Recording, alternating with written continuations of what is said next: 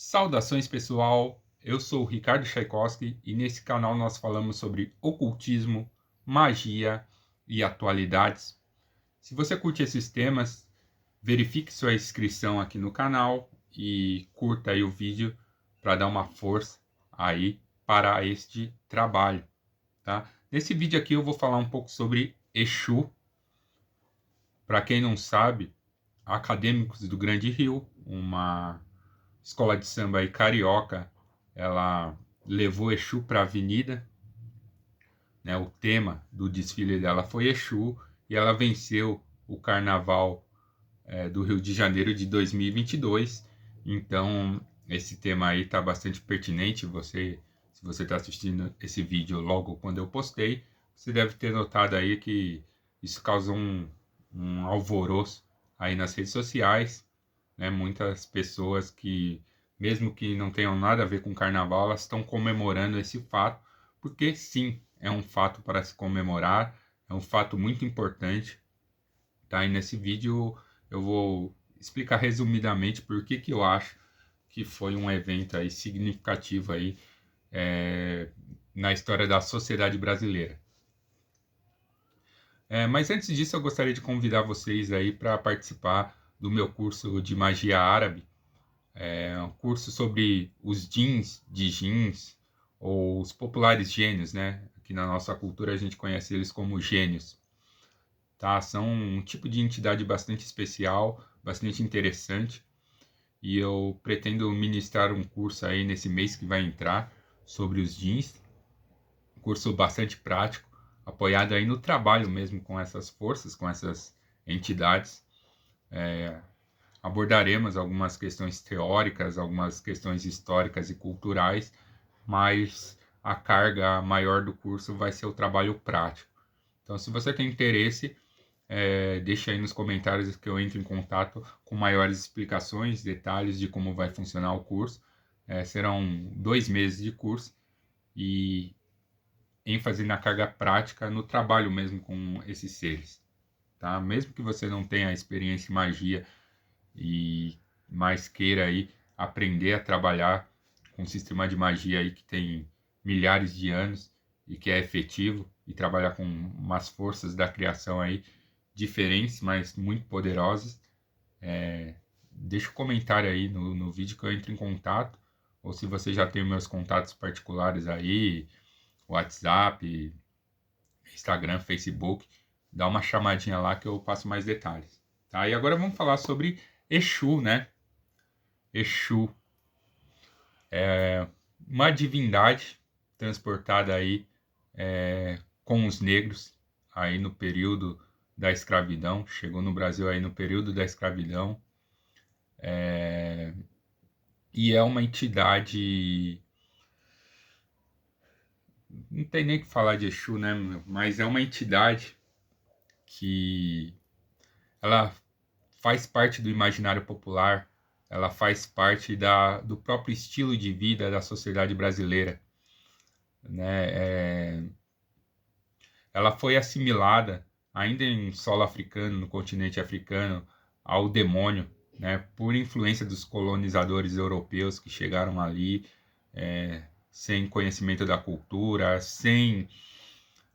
não é que eles não é nem que eles não tinham conhecimento da cultura, eles não tinham nem interesse nesse tipo de coisa, né? Para eles, o pensamento colonizador, o pensamento europeu, era o único pensamento digno de nota. Então, os colonizadores não tiveram nem interesse em saber o que era.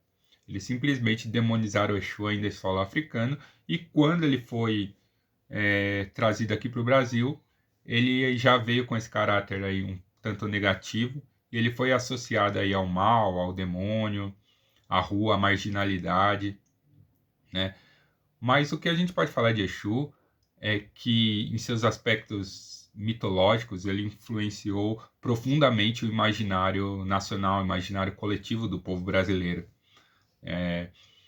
Talvez sem medo de superestimar, né, essa informação, mas eu creio que Exu talvez tenha sido uma das divindades mais importantes aí que desembarcou, se não foi a mais importante, que que se desembarcou aí junto com os negros aí que veio aí das religiões e das cosmovisões africanas, especialmente a Yorubá, né?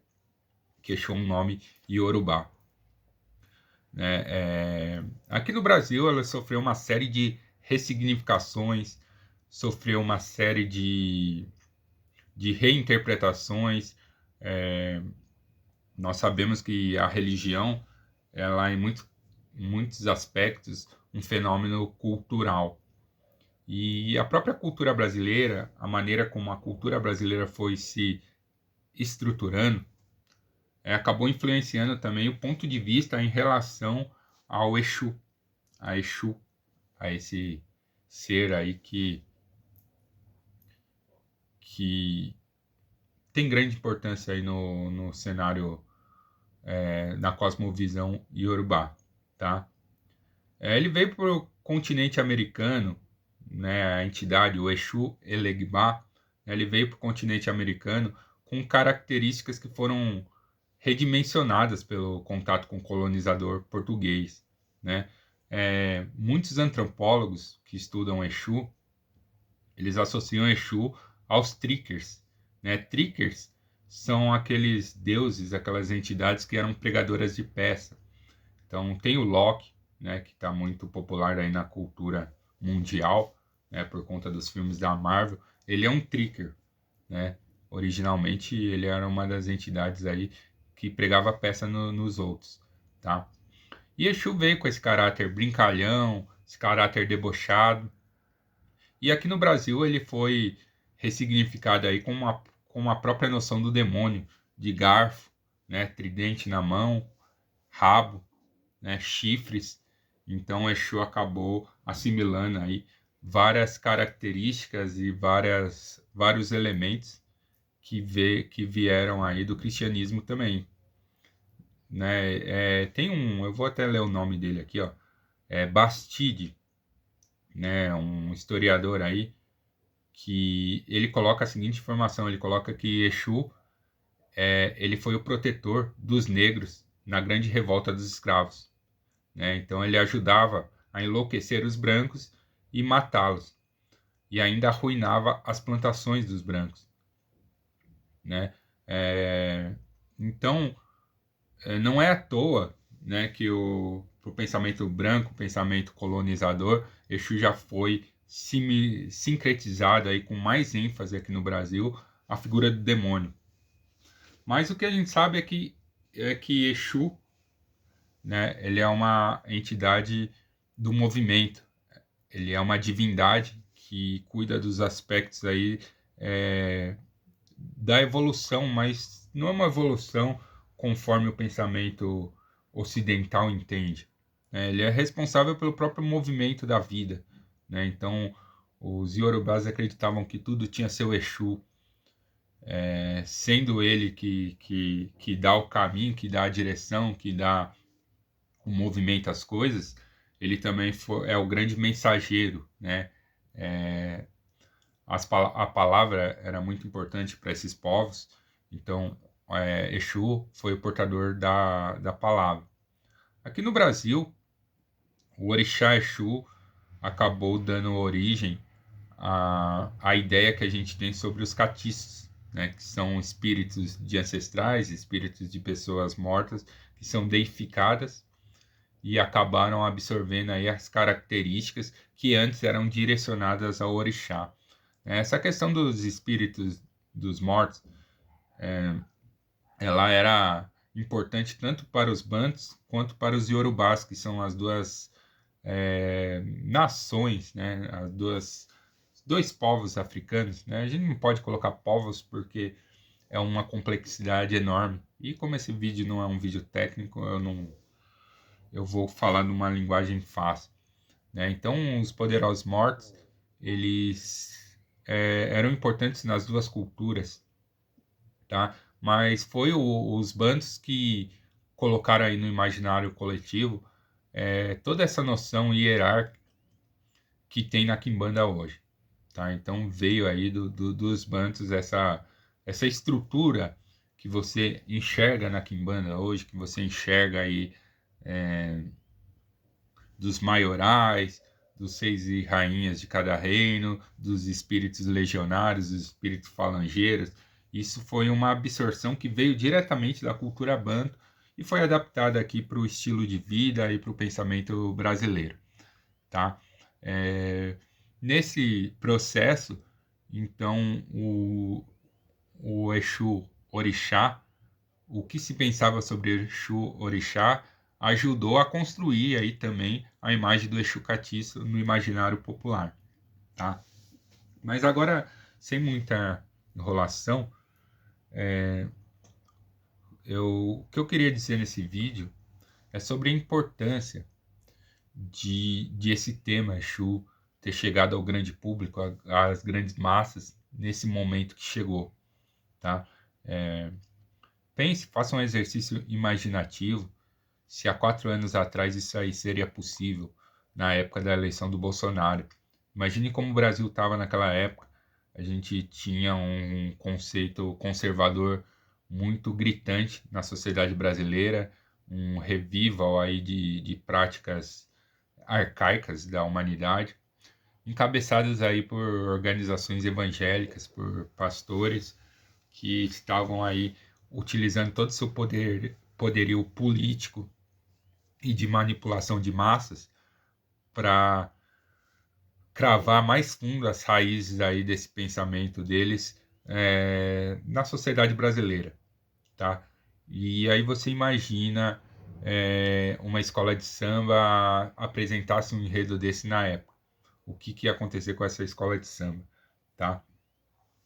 Agora imagine mais longe ainda, 10 anos atrás, se eu poderia estar fazendo um vídeo aberto assim sobre Exu, comentando, né, o que ia acontecer aqui nos comentários, tá? Mais ainda, 30 anos atrás, 30 anos atrás, era passível até de ser preso quem se declarasse quimbandeira, tá? Então a gente percebe que na estrutura do imaginário coletivo da sociedade brasileira, as mudanças estão acontecendo, né? Antigamente, se você falasse o nome Exu, a pessoa que estava do seu lado, se fosse um cristão, ela já se benzeria e já...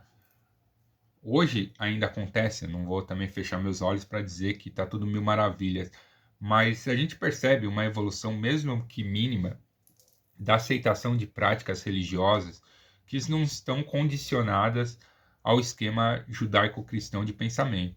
Algumas pessoas não gostam que eu coloque esse termo judaico-cristão, mas é como ele é compreendido para a maioria das pessoas, tá? Entendo que o judaísmo é uma religião e o cristianismo é outra. Porém, as duas religiões, elas promulgam o pensamento monoteísta abraâmico, né? As duas religiões vêm ali desse pensamento de Abraão aí, dessa egrégora. Então, elas são sim religiões irmãs, religiões correlatas, mesmo que em seus fundamentos elas tenham diferenças essenciais, primordiais, mas elas partem da mesma ideia, né? Elas surgiram da mesma ideia que, através da interpretação e da interação dos seres humanos, essa ideia foi se desconstruindo e surgindo várias outras ideias a partir daquela ideia essencial, tá? Então a mesma coisa acontece do lado dos africanos, né? Haviam ideias primordiais que elas foram, através de um processo de assimilação cultural, sendo ressignificadas, e Exu foi uma delas, tá? Mas, de qualquer forma, a vitória da Grande Rio e todo esse alvoroço que colocou, independente se você gosta do carnaval, se você não gosta, tá? Mas toda essa discussão que está rolando em torno do tema, ela favorece o livre pensamento, ela favorece que as pessoas reflitam e vão buscar maiores informações sobre aquele determinado tema, tá? Então, esse desfile ela foi um grande marco para a civilização brasileira, tá? Eu costumo dizer que, assim, a ciência ela evolui, os termos científicos, os processos, as metodologias, elas podem transformar as metodologias anteriores a elas em obsoletas. Então, a ciência está sempre em mutação, ela está sempre se transformando, tá? A religião, ela se extingue. É só você pensar nas religiões dos antigos, nas religiões dos gregos, dos romanos, dos sumérios, né? Todas elas foram extintas. Agora a arte permanece, né? A tecnologia desses povos, a tecnologia dos incas, dos maias, ela se perdeu. Boa parte da tecnologia se perdeu, né? A tecnologia de construção de pirâmides, ela acabou se perdendo. Mas a arte continua, a arte permanece. Então a arte, ela vai além da religião e vai além da ciência. Então um evento artístico, um fenômeno cultural como o carnaval, né, ter Exu como tema central e isso aí ganhar prêmios, ganhar visibilidade, isso é de uma importância enorme, tá? Para toda a causa que a gente vem lutando aí há tempos. É um fio de esperança, é uma luz de esperança nas trevas que se instalaram aí no imaginário brasileiro, né? Na forma como as pessoas, como o brasileiro vem organizando seus pensamentos. Ano passado aí eu falava, pô, a coisa tá desandando de tal forma aí que eu acho que não tem mais jeito. Mas agora, com esse evento, e as pessoas, às vezes que não gostam do carnaval, falam, pô, que esse cara tá falando aí? Não tem nada a ver e tal. Mas tem, tá? Tem, porque um evento dessa proporção que chega pro mundo inteiro, um evento de importância econômica mundial, um evento cultural, um evento aí que faz parte da própria identidade do povo brasileiro. Colocar Exu e Pombagira como centro das atenções, especialmente Exu, né? Mas as Pombagira também tava lá, né? Colocar esses seres, essas entidades, tanto o orixá quanto os falangeiros, os catiços aí em evidência, é muito mais profundo, muito mais importante do que qualquer texto que eu pudesse escrever sobre o tema, do qualquer vídeo que eu lance aqui no canal, né? Pô, eu tenho aí 6 mil inscritos, tá? Meus vídeos agora com essas restrições que eu tô tendo aí do YouTube e do Facebook aí atingem 100 pessoas no máximo, né? A limitação, o alcance dos meus vídeos são muito limitados. Então, por mais que eu falasse para vocês sobre Exu Pombagira, mais que eu apresente aqui argumentos, bibliografias, isso aí não chega nem próximo da importância do que aconteceu, tá? Da importância, eu jamais vou conseguir atingir uma fração do que a Grande Rio fez aí em pouco mais de 1 hora de desfile, tá? Então eu agradeço aí os organizadores acadêmicos do Grande Rio, agradeço as pessoas que ajudaram aí a realizar o carnaval, por eu ter tido essa experiência de ter visto isso, né? Nessa encarnação eu ter visto isso, ter visto aí uma mudança gritante aí na forma como a sociedade brasileira vem organizando seu pensamento, né? É tempo de a gente deixar as correntes que, que aprisionam a humanidade de lado, né? Vamos acabar com a escravidão, mas vamos acabar com a escravidão agora de verdade, né? Não só a escravidão física, mas a escravidão espiritual, a escravidão da liberdade de pensamento. Então, eu só tenho a agradecer aí, tá? E agradecer a vocês também que estão aí em 20 minutos me ouvindo, tá? Desculpe, eu não preparei roteiro aqui para fazer, foi um vídeo que eu fiz de coração, mas eu espero que eu tenha passado alguma mensagem para vocês, tá bom?